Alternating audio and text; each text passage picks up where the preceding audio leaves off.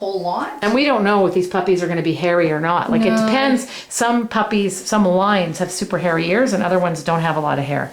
So you never put the ear powder in their ear. Directly, I no. put it on my fingers. It makes it easier to because grip. if it goes inside the ear, it can cause infections. So again, you're going to stretch your ear, and I like to clear this The little crap fluffs. off of there, and that doesn't hurt them. They don't mind that. Okay. So what's the purpose of the powder?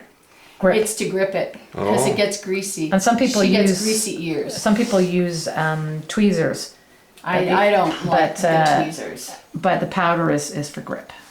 They use forceps. Yeah, I don't either. I I just use my have fingers. Because But basically if they move, you can dig them into their Yeah. ear, and you can't do much harm with your own fingers. No. You just there's only so much you can do. So and get out the clumps. but like I said, she's got greasy ears. She doesn't get infections. She That's gets like Nala has the same ears. Yeah, They're actually nice. yeah, because they're not very hairy, No. I can't get a good grip. and I can't really videotape you. So Can you videotape? I'm trying, but it's Go, it's the okay. angle. I mean, it's just Yeah. I don't know. Go up here. She doesn't really have anything in there. No, your ears aren't bad. The anyway. reason for plucking is to keep the ear canal clear of Yeah. hair so that the air goes down. Yeah. So it's dependent on every dog.